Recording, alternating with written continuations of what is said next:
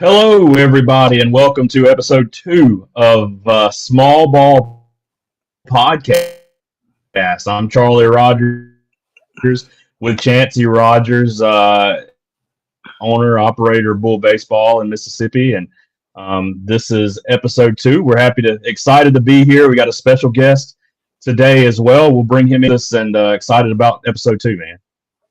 What's up? Yes, and if you notice, I got me some new podcast gear. My wife's making fun of me because I look like a gamer, but I thought I was going to be outside on the field, and it was pretty windy here in Starkville, and so I said, well, I better get something because my laptop might not work too well out there. So testing these out. Y'all let me know if you can hear better or not. I'll take them off, whatever. But I can hear better. I know that blocks out Nolan's YouTube and himself in there. So does Nolan have a YouTube channel too already?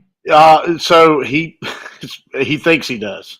I have not created him one, but he makes videos on his iPad, and he acts like he's a YouTuber. All right, guys, go like and subscribe. Because that's what awesome. He watches. He watches YouTube. That's awesome. So Jackson has a YouTube channel, and he's posted some crazy videos on there before, but he's got a lot of likes at one point, so he was really excited about that. Fun.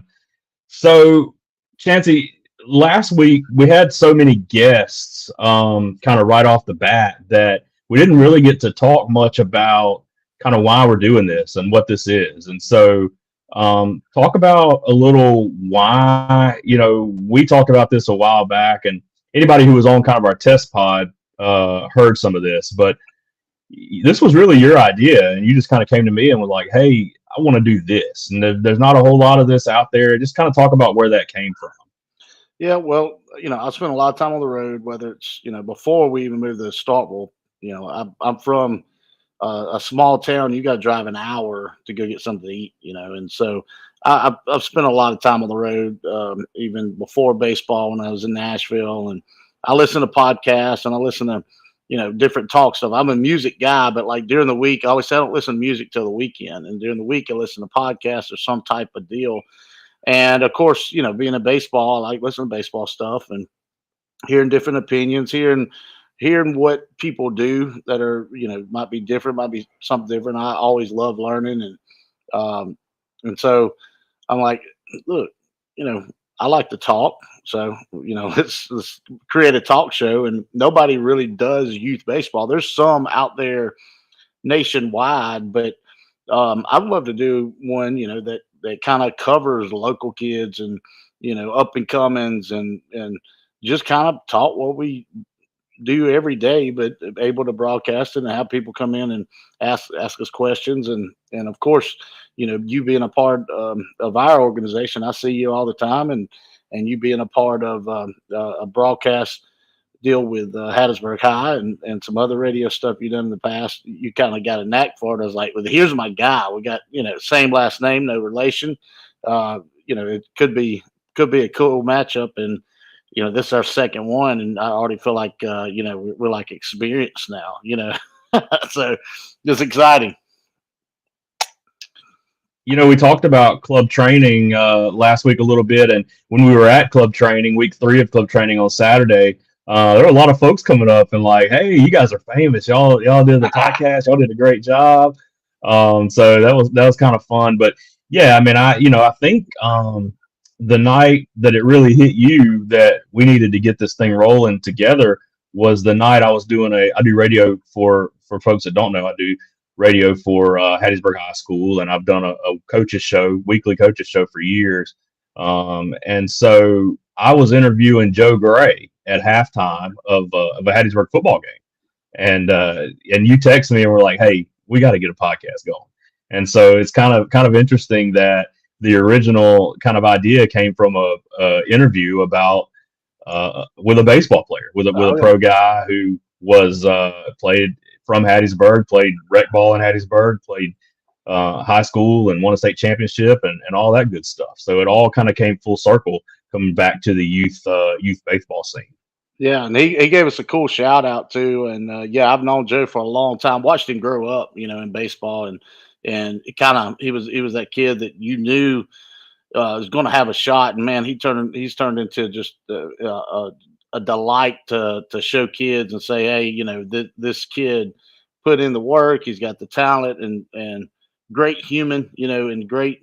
And I love talking to him. It's just we're going to get his butt on here too. He just got Rule 5 over to Kansas City and so I'm excited for the opportunity for him from there. Even though we didn't get to see him in Biloxi, but a couple of Hmm. weeks, but yeah, that was cool because he's such a great guy to interview.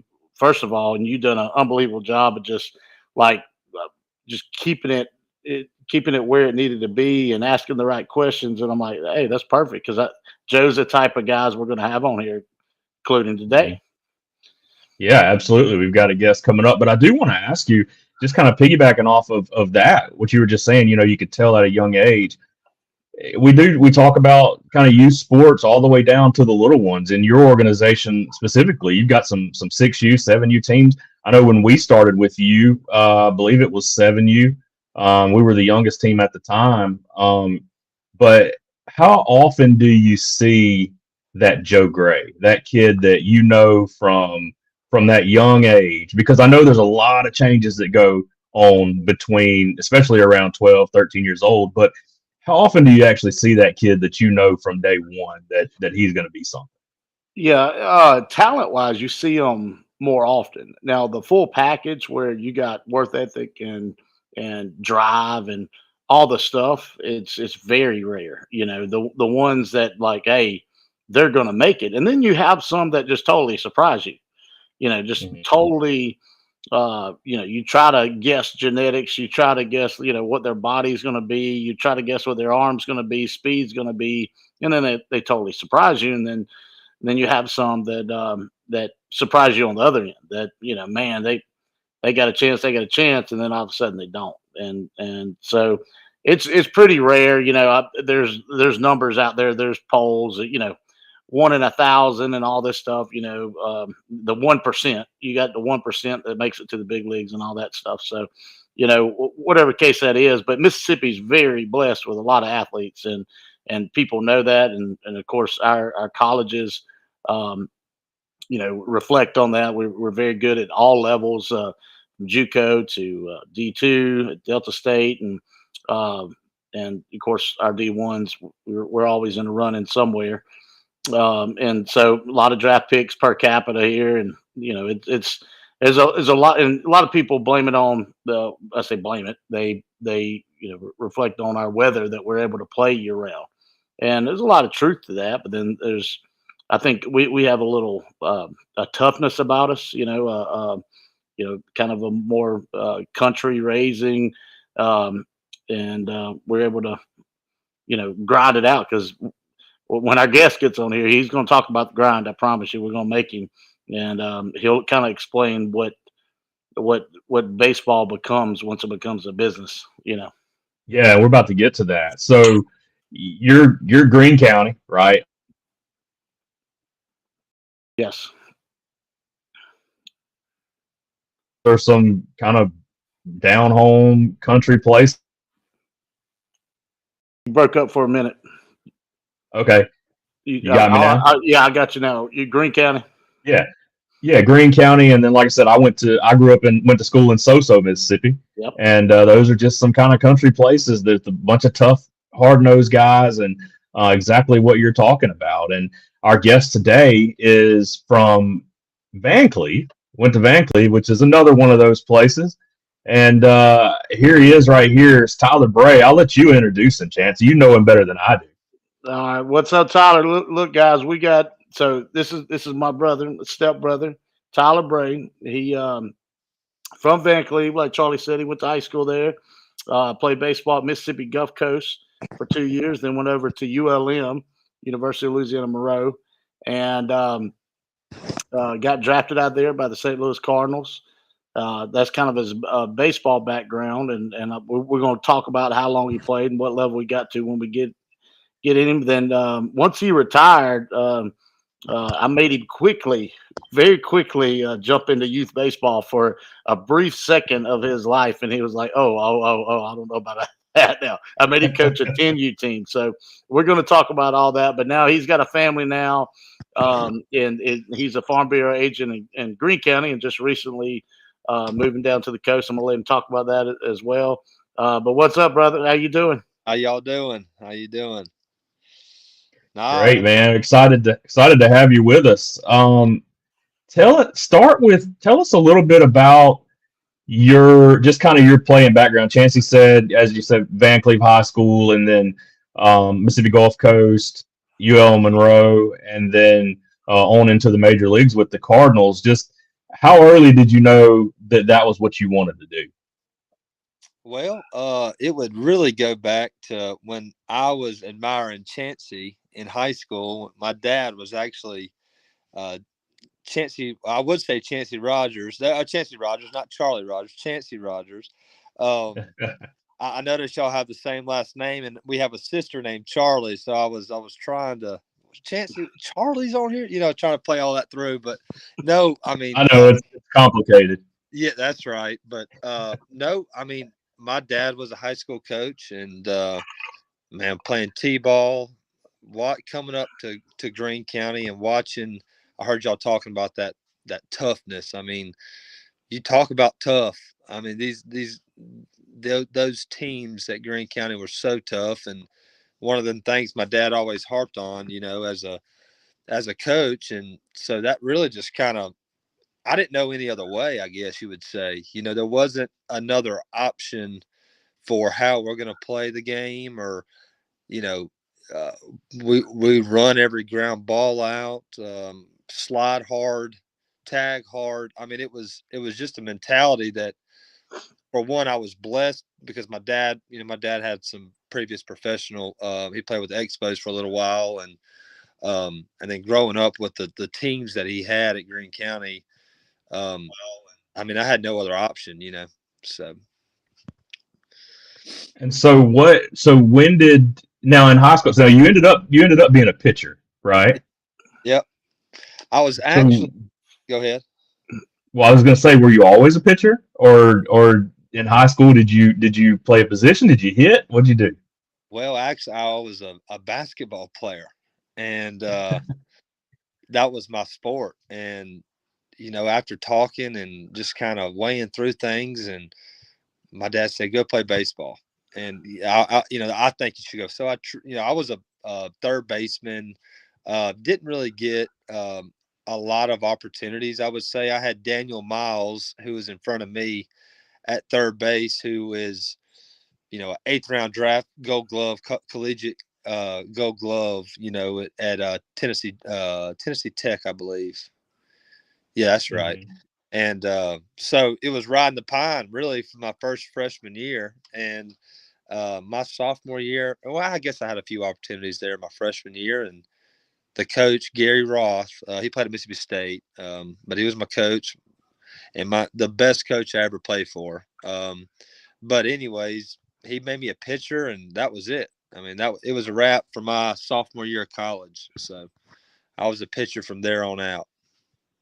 Was that something that you just immediately kind of took to? That was kind of came easy to you. I mean, I know pitching's not easy, but was that something that came naturally to you? I pitched in high school. And y- I really would credit um, playing a lot of sports. And I know that sounds different, but we would go from being a receiver to a point guard in one night. Right? We played football Friday night. Saturday we had a basketball game. And then as soon as we got knocked out of the playoffs in basketball, it was going to third base, going to shortstop. And I just adapted. I made adjustments. I didn't know, I just didn't know any other way. I was athletic and I had a lot of raw talent, but you know, I I pitched in high school. I had that background, and I just adjusted. I mean, that's the game of baseball, right? Is adjustments, and how fast can we make an adjustment? I would say, and the elite ones, right? They make adjustments really really fast. So at a high school level, not so much, but I found a way to somewhat adjust a little bit to being a pitcher. Yeah.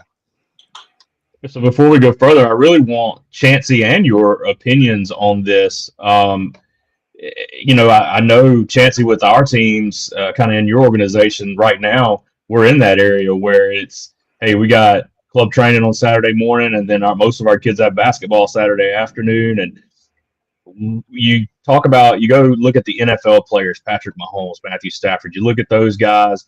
You look at MLB players. You look at really every sport, and almost all of the elite athletes in those sports will tell you they played multiple sports as a kid. What are y'all's thoughts? And I will start with Chancey and then go to Tyler. What are y'all's thoughts on young kids playing multiple sports? Is that important? Does it help? Those kinds of things. Well, I tell you, Charlie, I push it, and you've heard me, and it kicks back. Tyler talked about, watching me come through Greene County and that toughness and stuff. Well, I watched him and his brother Colin, who played professional baseball as well. They were all state in all three sports. And I tell the guys, it's not just the physical part of it, like creating that athlete, it creates the mental side too of like, hey, this is what I'm supposed to do. Tyler just said it. It's like, I didn't know it, any other way. And, we run into that this day and time with my organization. It's hard. It's hard. It's hard. I keep, yes, it's hard.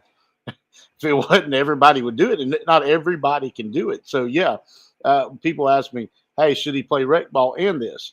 I know Jackson does. If you're able to do it, do it. Just that's do it until you can't do it. And I think that creates a mental side. Of course, it creates a physical side, creating that athlete. But that, hey, I got to put in this work. It don't matter if it's basketball, football, whatever. You roll to the next one. You go and do something else, and you don't have this downtime of like, well, I'm tired. Those guys don't get tired. There's a reason we only have seen a few dual sports guys that's done well. I mean, the two, probably the most famous ones is Dion and Bo Jackson, and you're talking about legendary guys, and both of those guys on the mental side, Dion. He's never drank, smoked, nothing, even though he's kind of crazy. But you kind of got to be. You got to be able to push yourself to the limit. But of course, he's gotten famous with the Coach Prime deal. But when he was a player, he just was a freak. And Bo Jackson is a different level person. I mean, I don't think he done any of those things. So he didn't have any distractions. So anytime you can push yourself to the limit, the kid's going to be better. So whatever sport he rolls into, to me, that's just going to help him being able to do all of them, as many as he can. Yeah, Chancey. What do you think, Tyler?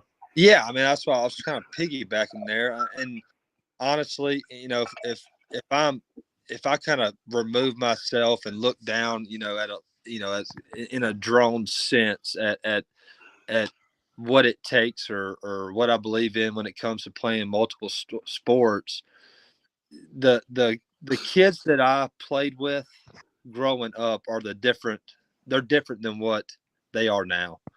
And what I mean by that is kind of what alluding to what Chancey was talking about, is that toughness or adapting. And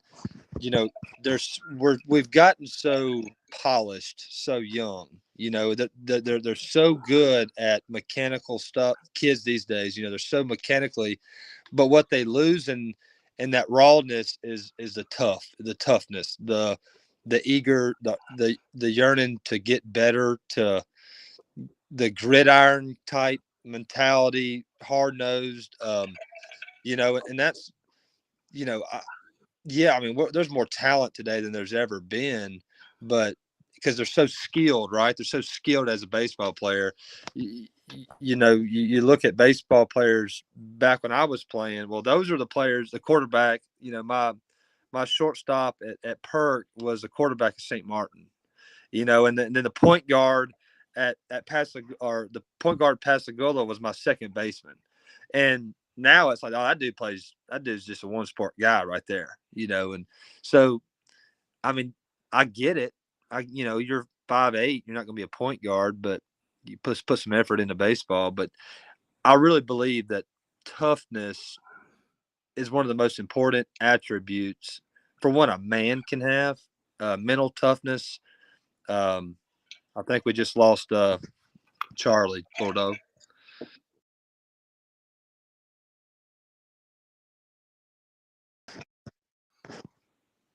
He'll get us going. Yeah, he'll get us going. Yeah.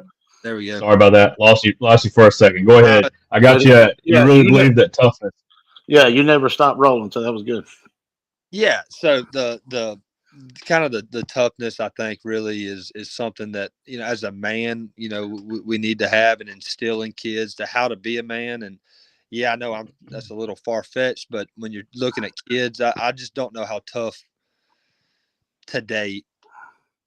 kids are today. And that's what I think you get out of football. And I think you get that out of playing basketball and throwing elbows around and tack. You know, that's just my simple opinion, I guess.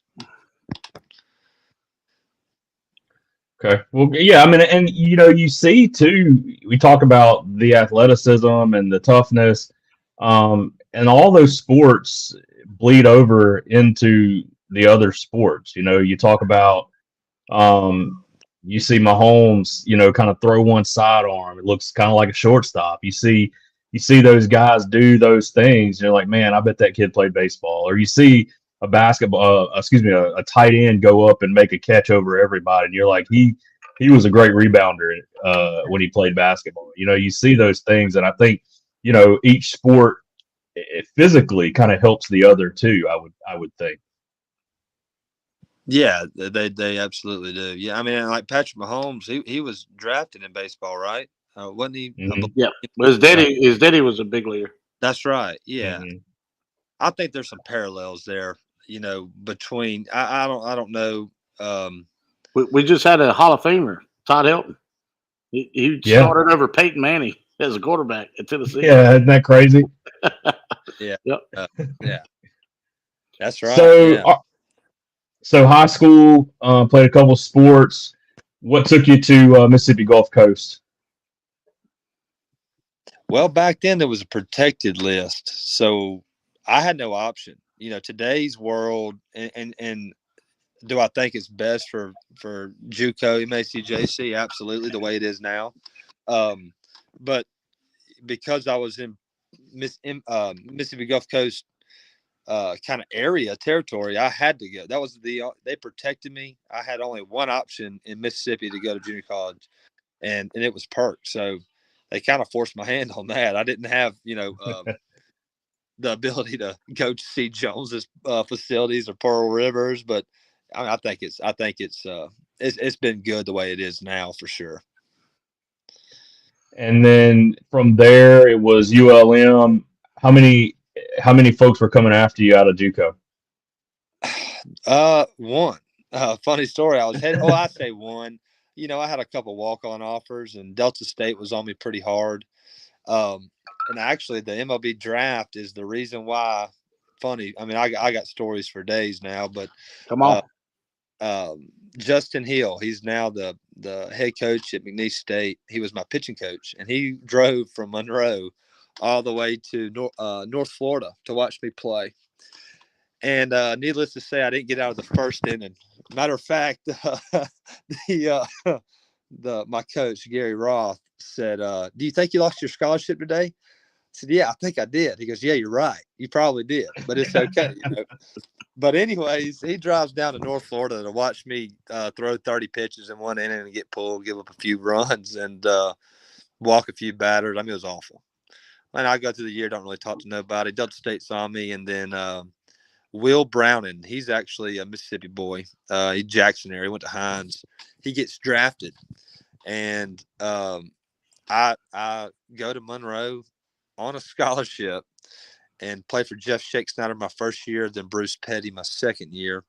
And yeah, and this is where the story gets even crazier. Okay.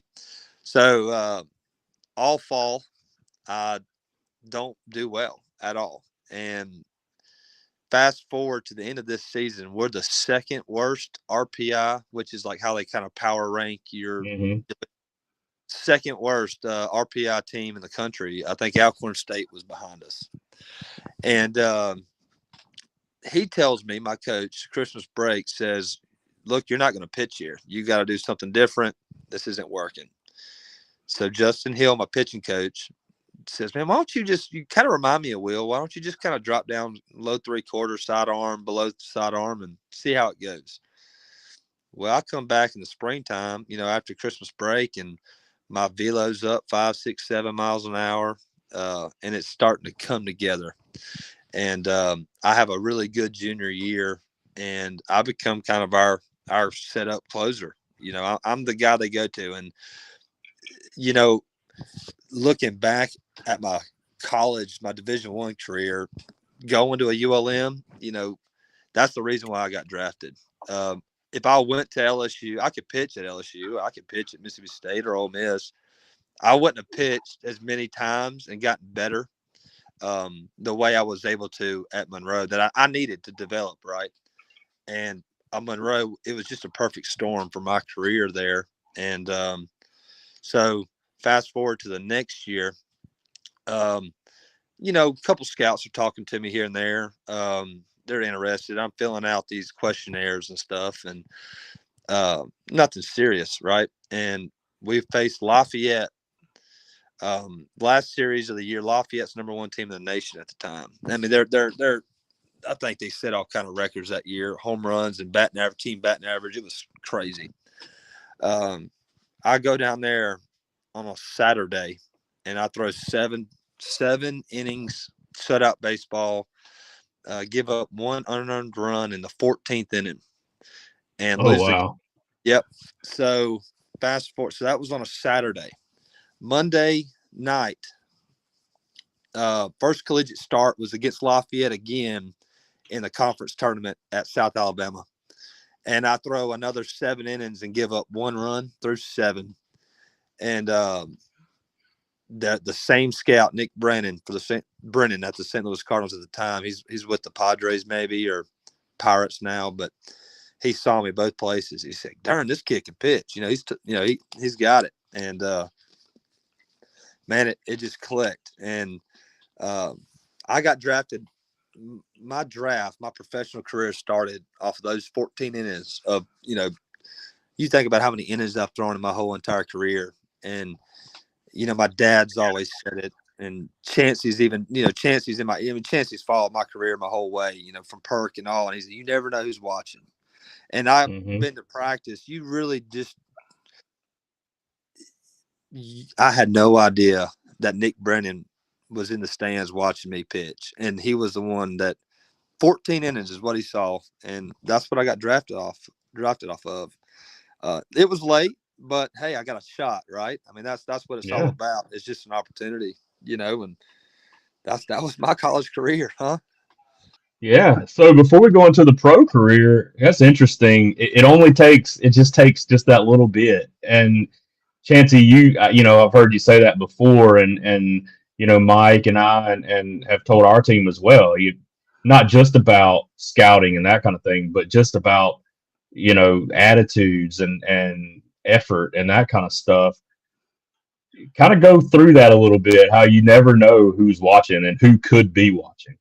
Yeah, and then being able to watch both boys in the whole draft process, and I watched them grow up. Colin was 2, and Tyler was 4 when my mom and their dad got together. So I got to watch this. They were little kids playing wiffle in the backyard, and both of them loved it. And this is all they ever wanted to do, and to watch them have that opportunity.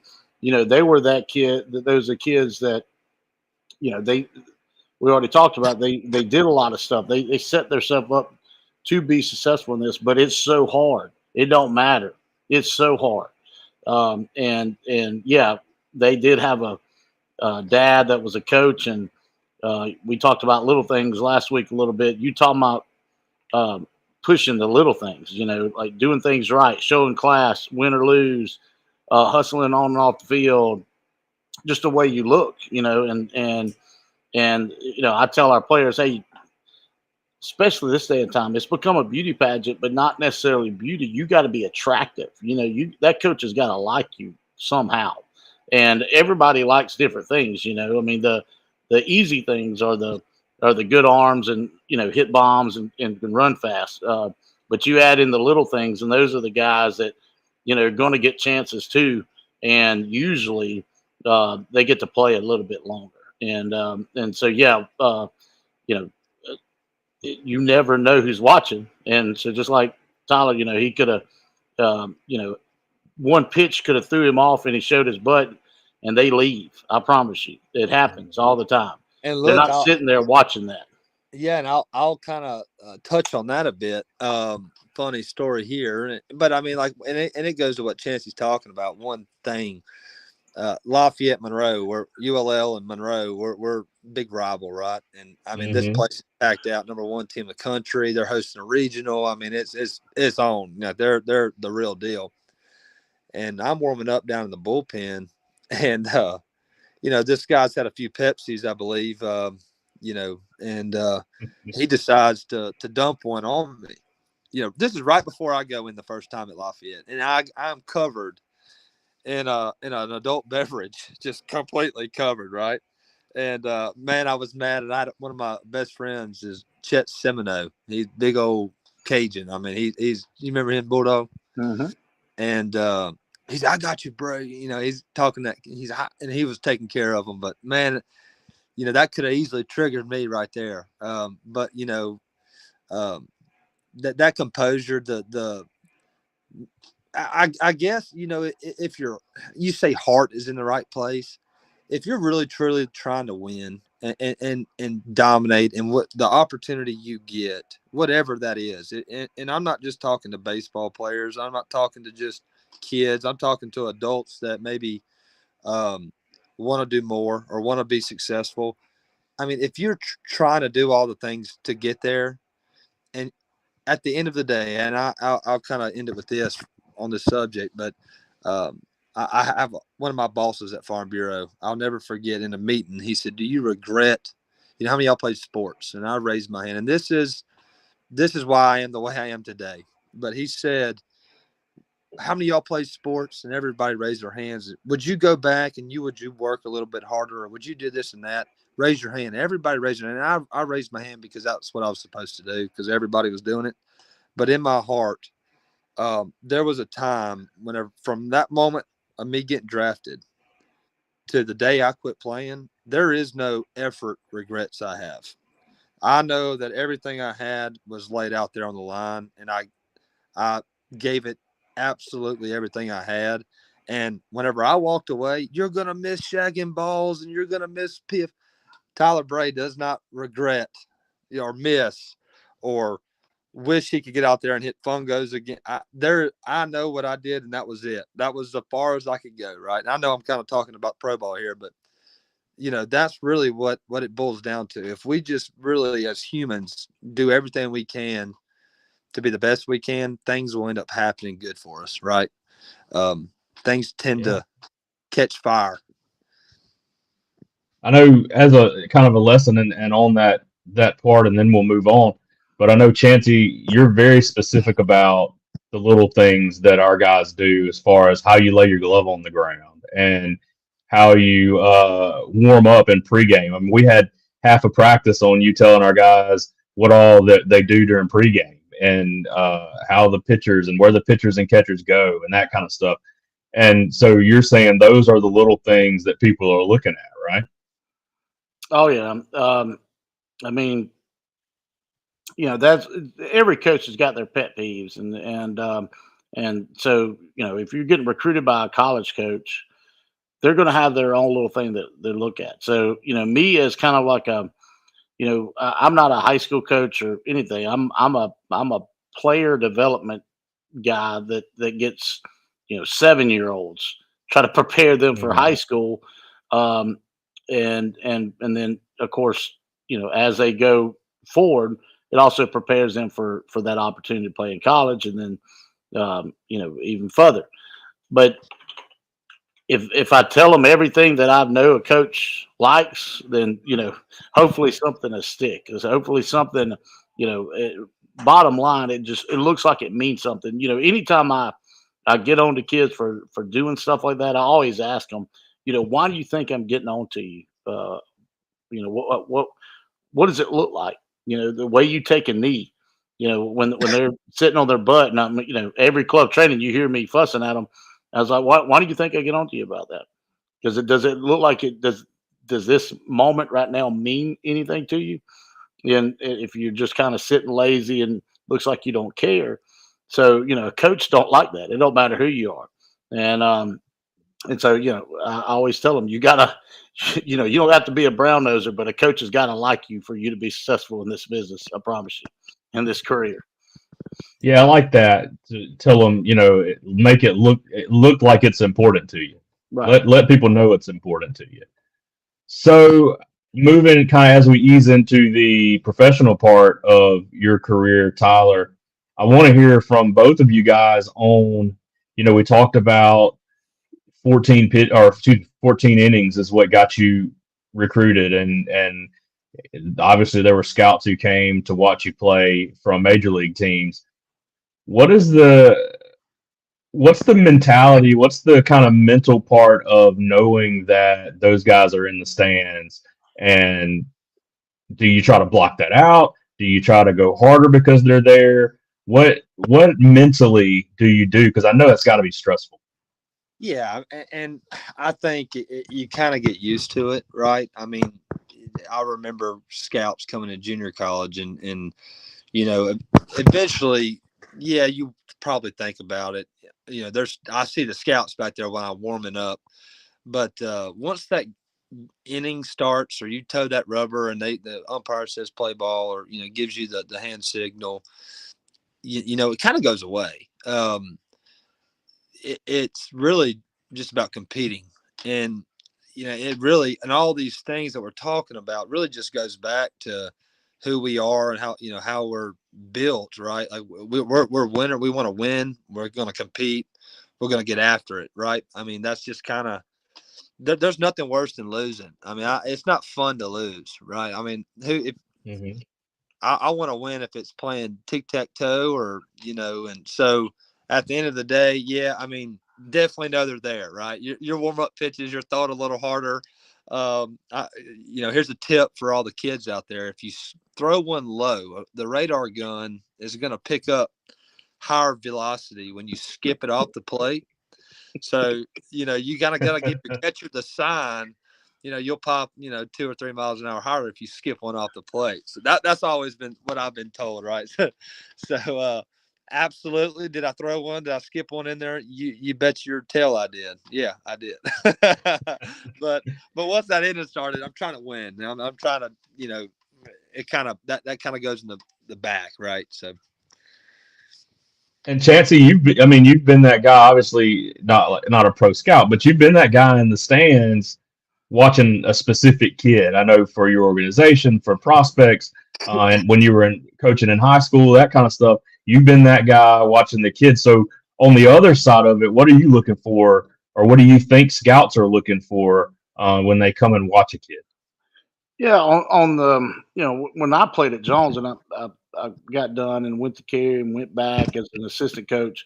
That's where I got my first taste of like scouting and recruiting. Buddy of mine, Dave Chatham, was assistant coach there, and he had tagged me along on these recruiting trips. And I grew a lot of interest in that. And Tyler probably remembers this. When I was younger, in those days, I wanted to be a sports agent. I wanted to be Jerry Maguire, and so actually, Coach Bray, Scott, Tyler's dad, hooked me up with some of his old buddies, old scouting buddies, and we'd go to Meridian for state games, and he would, they would teach me how they judged arms and the 80 scale, and just all the like little scouting deals, and so I learned that part of it.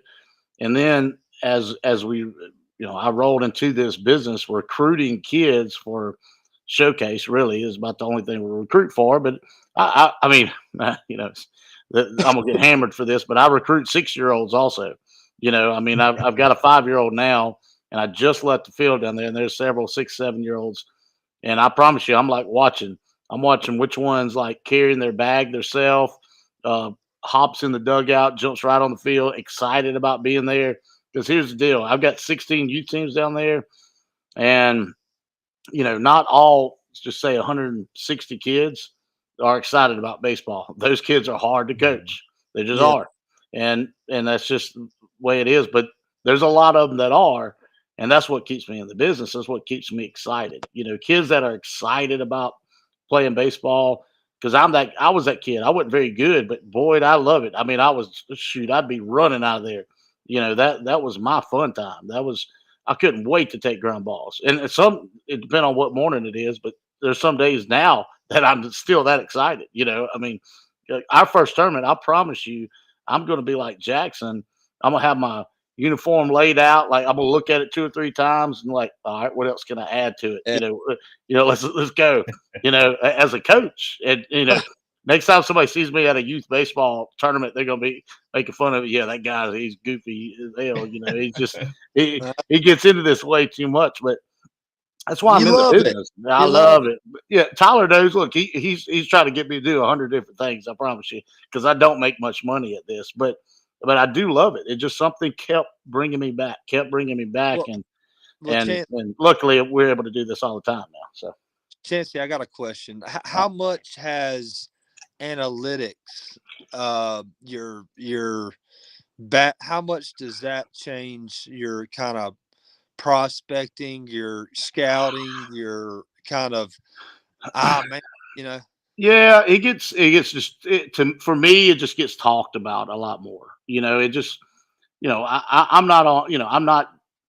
I'm not scouting or recruiting for pro guys, and in the pro aspect, there's so much money involved, and of course now rolling into colleges, your bigger colleges, it's going to get even more to that because of money, also. Uh, because it's anytime you offer a kid anything, whether it's a walk on spot. I had a kid call me today, and this is great. He called me today, Wallace Community College. Y'all don't know where that is. Wallace Community College, Selma, Alabama. I didn't even know they Okay. had one over there. And I've been working with this kid. He's undersized, but works hard. A little behind on the recruiting deal. He's a senior. Wanted me to go with him today, and just the timing didn't work out. And it was a pretty good drive from here. But anyway, they Listen, they offered him a walk on, certified walk on spot. And man, I'm so pumped for that kid that there's no analytics that I can't text that coach and say like he's 93 exit velo. right. He don't care. The kid's 5'8", he's a second baseman. He's gonna get after. He's gonna punch you in your nose, and he's a great kid to have in your dugout. More or less, if he makes it on the field, even better. And I'm so pumped for that kid that I get just as excited for that as when we talked about JD Harvey last week, as when he's going to get D1 offers come this summer. It's coming. I'm going to be super excited for him. It's more of a Tyler talked about, like, you when you're able to help a kid get everything out of themselves, that's the That's win. That's the yeah. win. That's a big win for me.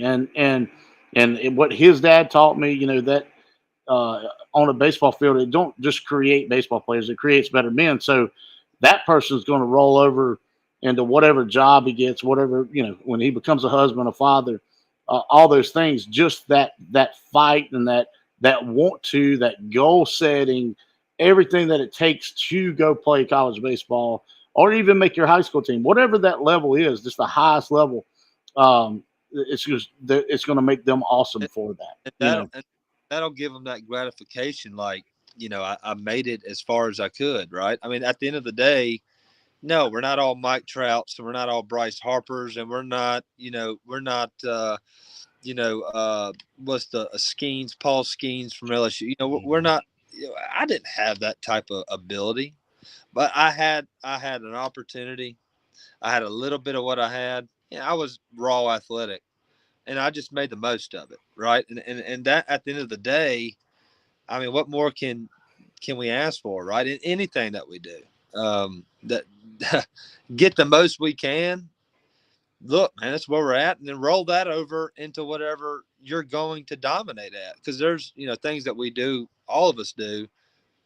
We're gonna be good because of all the life lessons, right? That baseball has taught us, and I hadn't really even talked about that. Like baseball is the closest thing to reality.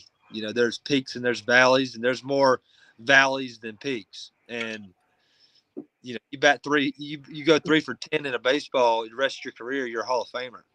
You fail 7 out of 10 times, you're successful.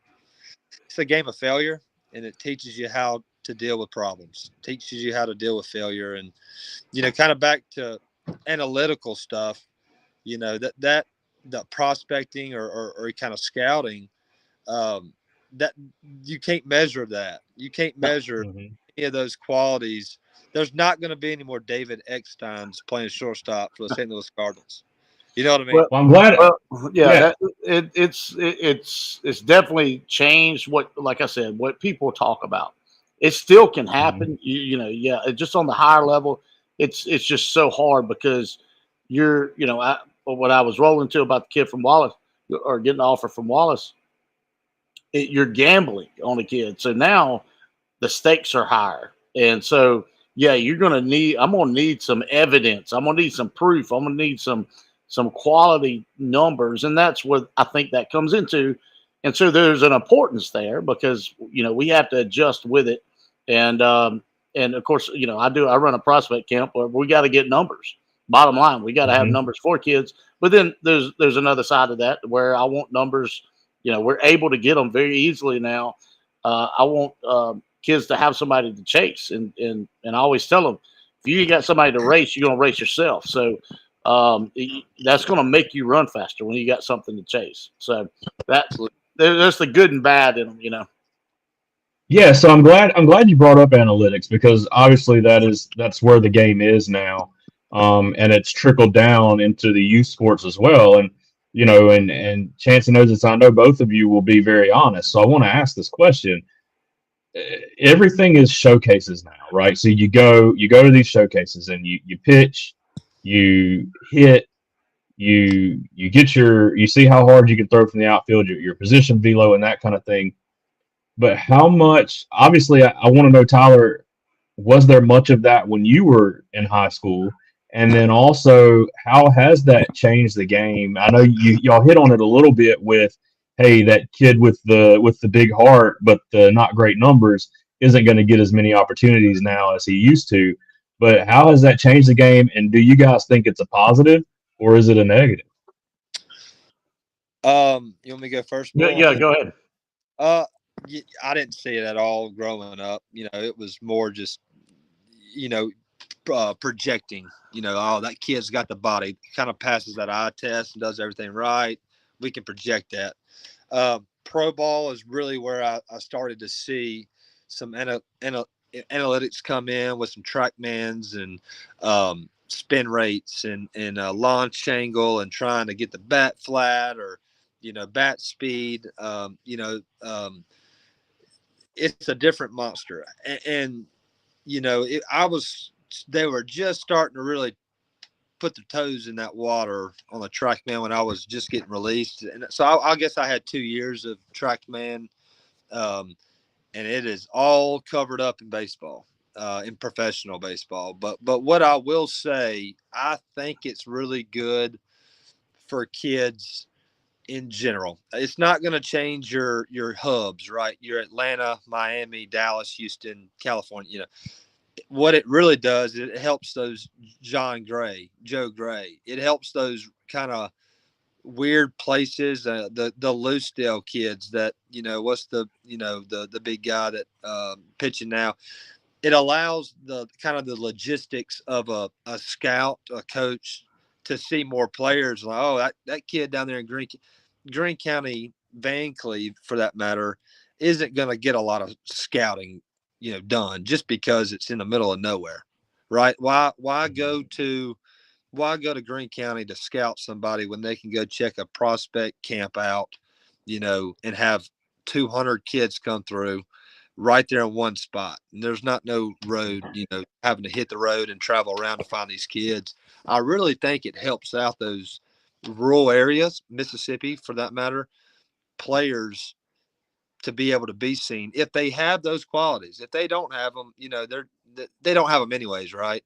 But it helps them get their names out at a way higher level. Chancey, what do you think? I mean, am I far? No. So the kid you're talking about is Justin Steele. Your dad knows the family very well, and I know him too. I used to run camps with your dad at Greene County, and he would come with his brother, and the kid was good. Wasn't just unbelievable, and he was a great high school pitcher. But it's hard to put your finger on and say, oh, well, he's going to be, in the Cy Young running in a few years. You know what I'm saying? But he had something about him, and I think analytics has helped that kid. There's a bunch of kids that get drafted, per with our population per capita, and but not a lot of them make it a long way or play a long time. There's a lot of one and dones. You got opportunity. What you played 5 years? Yeah, 6? something like that. I was Yeah, trying yeah. to think. I mean, you had to kind of pave your own way because you were a different style pitcher. Yeah. I think Justin, I don't know his spin rate or anything, but I'm sure whatever he was good at, they was able to capitalize on it and just made him keep getting better and better and better. It's not like he showed up to pro ball and just dominated it. I mean, this has taken him several years, and he had an unbelievable year last year. And I can remember sitting in Iowa watching him pitch, and I mean, he just got caught up, and I mean, he is just getting rocked. It's pro ball. I mean, everybody has those days. I mean, I've seen, Adam Wainwright. I've seen, you felt it. You felt it in AAA. Well, and you want to talk about that? Y'all ready to go there? I was talking about somebody. No, but yeah, I mean, everybody goes through rough patches. I mean, it just happens, and it could have been one of those days. But in the minors, he really wasn't anything special, or we're like, dang, that kid's gonna be good, And then there's those Sandy Alcantara, like you watch him pitch, and you're like, oh my gosh, this kid is gonna be. He's 106, 107 miles an hour. Jordan Hicks. I got a shout out. That's on our Instagram right here. B Hardy. That's Brendan Hardy. He's with the Rockies now. He was with Mets. They have a podcast too. Tyler, you've heard me talk about him. He's a coast boy. Hancock County. No, not Hancock. Harrison County. Yeah. He had a great year last year. And you talk about one that they've kept, and I mean, he's on year. So he ruled 5 to the Rockies. But anyway, he gave me a goat, message. So I had to holler him out. And FM Bray. Brendan's done some work. He's done some work with our young guys too. They like him a lot. He's a good guy. Is that Francie? That is Francie. That's Aunt Francie. That's Tyler's aunt. She's on Instagram. She says she loves the pictures of the boys. So I was going to address those pictures real quick. So the first one that I had up there was, we talked about, Chancey, you mentioned he had a little different style as a pitcher. You can kind of see that arm angle right there in that one. That's him at ULM, right, Tyler? I think. Yeah, that is. And what you can't see in this picture, I'm pretty tall. I'm 6'5", somewhere in there. But I'm all the way on the right side of the mound, stepping across my body. So to a right-handed hitter, I was pretty tough right there in that slot for sure. Lefties saw it a long time, but that pitcher, there's actually a YouTube video. So I actually got to face. This was in low A when I played. It was in low A. I actually got to face my brother Colin, who got drafted by the Diamondbacks. He was in this picture with you right here. That's before the game. Yep, that's before the game. Okay. And during the game, I got to face him, and I think, Chance, are you going to be able to pull the video up? Yeah. It's just a 45-second clip. Yeah. Yeah, it's pretty cool. Oh, I got to send it to Charlie. It won't let me do anything, I don't think. Yeah. No, yeah, it will. Yeah, it will. It will. I can put that on the ticker, right, Charlie? I have no idea. I haven't tried to do a video yet. Well, it's just a link. So let's see. Oh yeah, you can put the link on the ticker. Yeah, yeah. Yeah. So So let's see. so Go ahead, basically, Tyler. kind of tell you is, it's 4th of July. I'm actually warming up in the bullpen, and my brother's in right field, and he's looking. The coach, and we went to dinner or lunch that day. He's like, "Nah, coach told me, Skip told me he wouldn't let me pitch to you. Well, unless he had to." And it was a close game. I think it's like a 1-run game. And well, anyways, I'm warming up in the bullpen, and he's like, "Are you about to pitch?" Kind of like, we're doing sign language from afar. I'm like, "Yes." He goes, "I'm hitting." I said, "I know." So he's shaking his head. And anyways, I go out on the mound, and I get the first guy out. Collins up, and I mean, I'm just smiling. This is unreal, right? And I throw a sinker down and in to him, and he hits a single first pitch up the middle. And so he got me on that. But I mean, You only got to throw him one pitch. yeah, one pitch. And in the video, the announcer saying, and Tyler's yelling at him as he's running down the line. And I was telling him, why'd you have to swing at the first pitch? It was a little more. I told him, why'd you swing at the first pitch? And Yeah. so in my office at Farm Bureau, I have amazing pictures. One of my favorite pictures. That's my favorite picture, bar none. But it's a picture of me on the mound pitching to my little brother. It's pretty special. I was going to ask about the picture. Your dad's got it in his office too, right? Yeah, he's got one. So, but you see the whole stadium and everything. I won't be able to find that picture, but I will. I need to have a picture to show somebody because that's a cool. So Coach Bray, my stepdad, his dad, is a principal at Greene County High School now. Hopefully, he'll retire very, very soon. But he also coaches for the prospects, the Bulls prospects, and he has for the last 3 years. And finally got his butt back on the baseball field, and it's been great. But you walk in his office and you see that picture, and as a dad of 2 boys that love baseball, that's a pretty cool moment. And you got both boys playing pro ball, and they're facing each other, and that just that was for the likeliness of that happening was very rare, very rare. I mean, there's a lot of brothers that's played, but for them to face each other is very, very rare. I mean, I think there was a chance one other time because Tyler's also a reliever, so if he pitches 2 innings, they got to give him a week off or something. I mean, it's they protect them. Look at that face, but yeah, but that was that would be like a big deal. But he was a 1-2 inning guy, and so the chances are, with that happened, it was rare, and it did, and it was awesome. Yeah.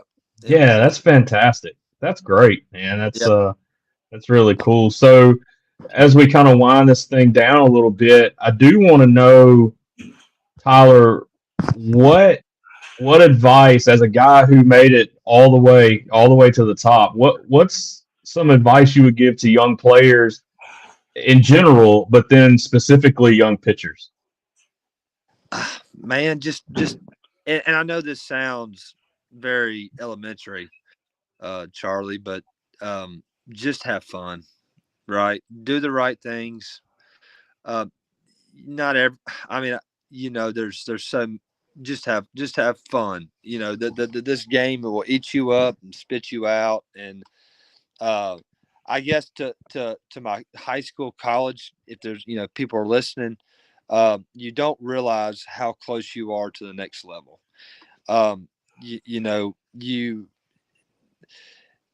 You go through your career, and when I left high school, I went to junior college, and I look back, and if I could just those 6 months I was in junior college, if I went back to high school, I would be a way better pitcher, way better player, just from the confidence that I had in myself because I knew what I'm now doing at junior college.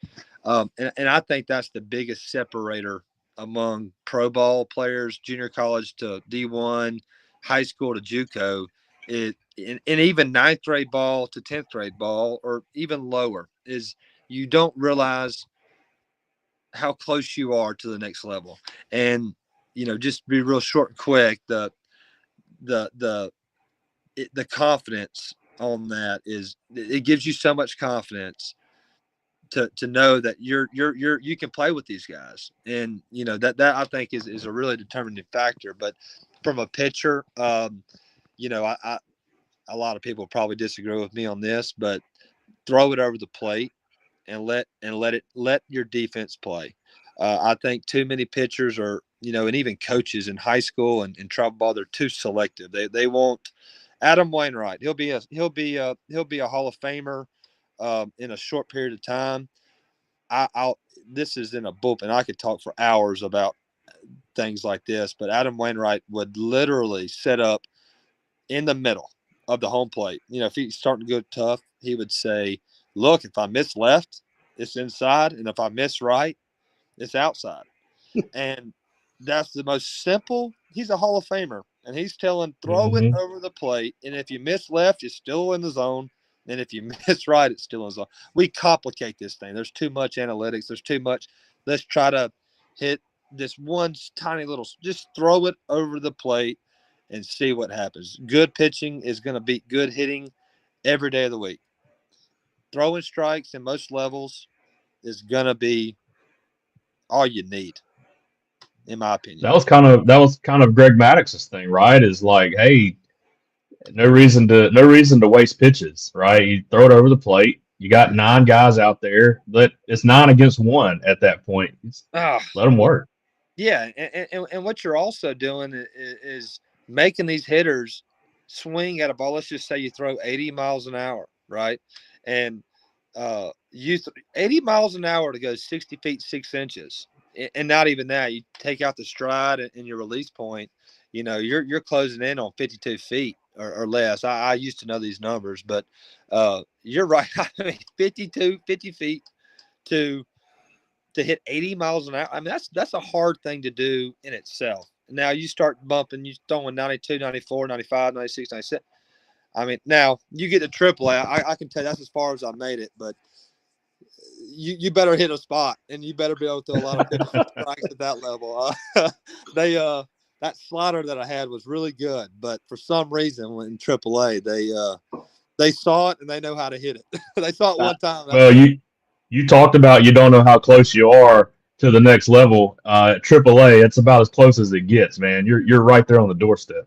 Yeah, but I knew that was it for me. I mean, I'm telling you, my slider was an elite pitch, and I'm not bragging on the pitch or myself. It was just a really good pitch, and man, these hitters just did not do what they did one step down in Double-A. I experienced it watching it, and he would throw a great pitch, and they would make a terrible swing sometimes, but they'd still hit it off the wall. I mean, that was the difference in AAA and Double-A. It's just those hitters are stronger. They've been there. They know how to get a barrel to it, even if it's a great pitch. So, yeah, I mean, that's where.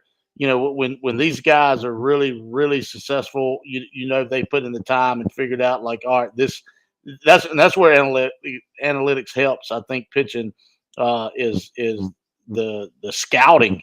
Like they know what these guys can't hit, and instead of just saying, oh, he can't hit a curveball, where, low, high, what, let's just try to let's see what I can get or when. When is he sitting on that curveball? When is he sitting on that really good slider? Yeah.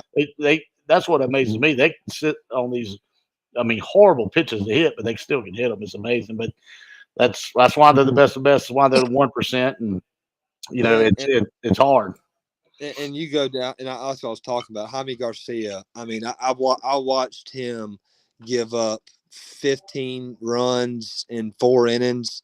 And they were rolling the innings, which means not even spring training, it's a rehab assignment where you get to a point and he would roll the inning to the next, right? And then turn around. His next outing was in the big leagues and throw a one-hitter, a no-hitter going in the 9th inning. Low A, I mean, you throw the rosin bag up there and the Latinos they'll swing it. You can throw the rosin bag, they'll swing at it. But the most levels that you play, you throw the ball in the zone, you're going to be successful overall, in a in the whole grand scheme of things. Tyler, you've been great, man. We'll definitely do this again because there's so many more questions that I want to ask and so many more things I want to talk about. But tell folks, you're in insurance now. Tell folks how they can get in touch with you and find you, and how we can track you down. Well, you can.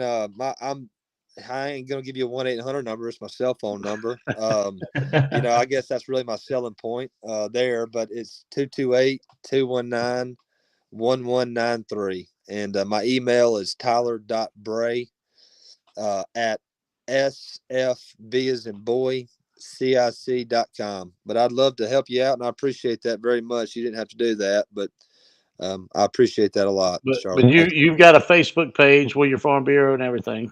Yeah, I do. The best way to contact me though would be my cell phone or email. And like I said, I don't ask for it, but if I'd love to help people and work for them for sure. So Yeah, and so tell us real quick before we shut her down.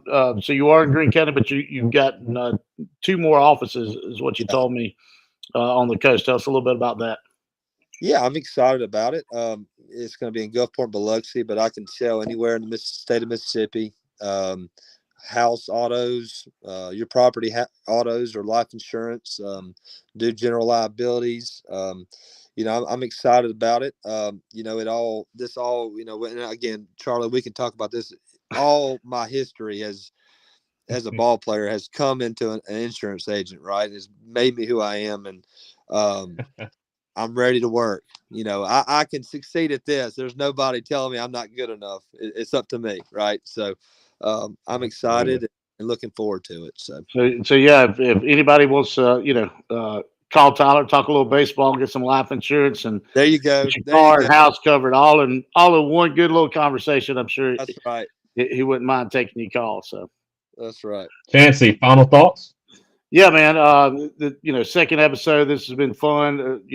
I've been wanting to get Tyler on, and I've got a list of folks, and he's at the top of it. I know he played a lot of baseball. He's like me. He's able to talk. He has to talk to the public for a living, and so I knew he wouldn't be nervous about coming on or anything like that. So some of these guys I got on the list I'm gonna have to pull the arm a little bit, but appreciate him coming on for sure. He's got a lot of other stuff that we can plug later on, and probably will. And I'm gonna get him some good advertisement going on here.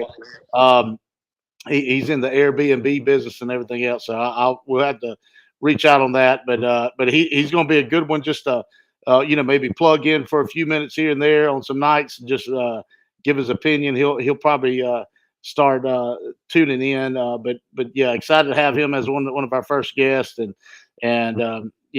get this little podcast a roll and keep it going. So. Yeah, I appreciate it. Chancey, I've interviewed football players. They're not usually the best interviewees, so we can make it work with folks who aren't great speakers. But man, Tyler, you've been awesome, and I do appreciate you guys tuning in for episode 2 of the Small Ball Podcast. We'll be back next week. We'll put out a time, and we hope you guys can join us. I know we're getting in different places, and we're on Instagram, we're on YouTube. I put it on Twitter tonight. I put it on Facebook Live, on my Facebook page tonight. And y'all join us however you can. Share it, spread the word, tell your friends, tell people who aren't your friends. I don't care. Tell everybody. But, man, I really appreciate it. And I appreciate Tyler Bray. He's Chancey Rogers. I'm Charlie Rogers. No relation, just cool guys with great beards. And we're going to move on. Tyler, your beard's great too. It's all right. It's all right. All right, guys, everybody. Good night. We appreciate you. We'll see you next week. Out.